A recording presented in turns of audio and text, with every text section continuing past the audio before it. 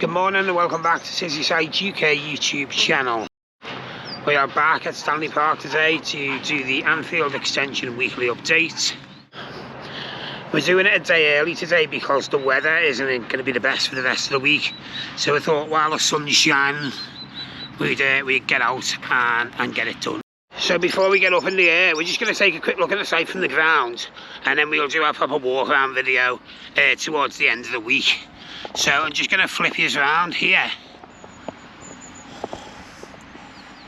So if you notice, one of the big cranes have gone, so I'm getting work on this side.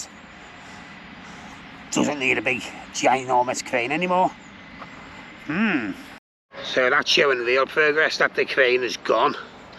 There was a comment on my last video regarding when the Anfield Road roof is coming off, and I'm led to believe that's going to be during the World Cup.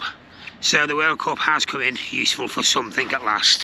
Don't forget, if you do like our video, you can comment, share and subscribe to our channel for future projects. But right now we are going to get in to this video, get up in the air while it's nice. Obviously it's getting into December soon, so we might not get many opportunities during the bad weather.